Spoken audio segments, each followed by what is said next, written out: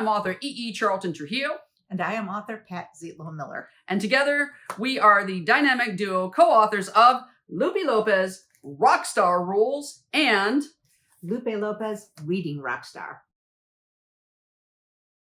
I grew up in a really tiny town called Mathis, Texas. In this little town, I showed up to kindergarten and my Kiss t-shirt, because I was a fan of the band Kiss, with my giant Texas-sized Kiss belt buckle and a pair of cheap sunglasses. Strutting in, my kindergarten teacher said, "Take off those sunglasses." And you said? Well, I said what was obvious. I turned to her in all of my 5 years and said, "Can't do it. I'm a rock star." And that's how we got the idea for LUPE LOPEZ, Reading Rockstar and Rockstar Rules. So the second book, LUPE LOPEZ, Reading Rockstar, takes Lupe into first grade, where she finds out that learning to read words for her is a lot harder than learning to read music. And we know that people learn to read in all different ways. And so we wrote this book to help people know that no matter how you look at words, no matter how you look at reading, you too can be a reading rockstar. LUPE LOPEZ, Reading Rockstar.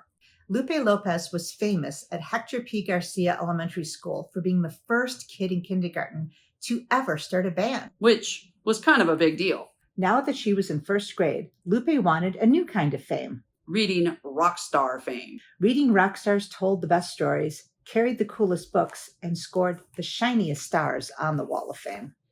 Lupe rolled out a bookshelf beat as she strutted into class with bandmates Anna and Ruby. Run, rataplan, boom, ticka bam. Lupe was ready to rock. Lupe was ready to roll. Lupe was ready to read. She was about to start when Victor Valdez sat down in Group B. Not Group A like Lupe, because A was for awesome and Victor wasn't. The school year had barely started, and he'd already snatched her glasses, laughed at her lunch, and disrespected her drumsticks. But Lupe was a rock star. Rock stars weren't bothered by kids like Victor. Especially with a shiny star on the line. Lupe knew every word on her reading list. She'd practiced 3 times before school. But when she looked at her book, the words looked different.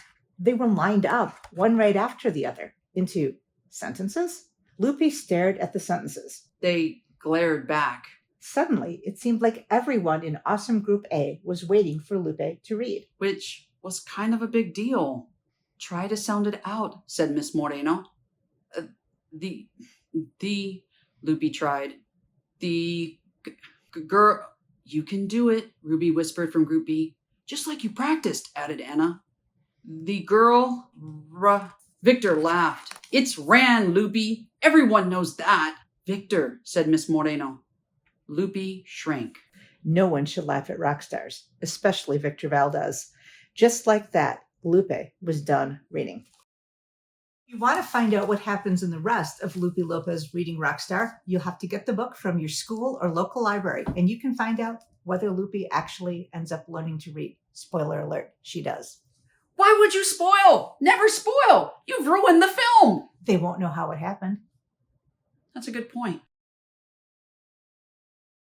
If we were LUPE LOPEZ, we would ask you to think of what words you know that sound like music.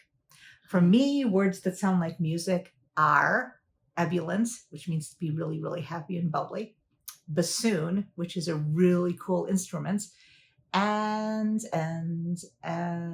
garrulous, which means to be really super talkative. What are your favorite words? Yeah, what are my favorite words? My favorite words are...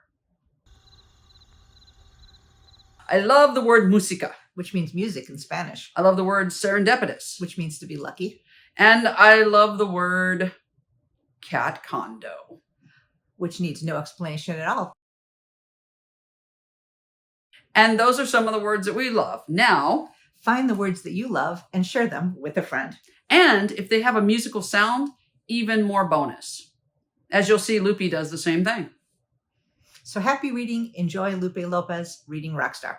And yeah, rock on!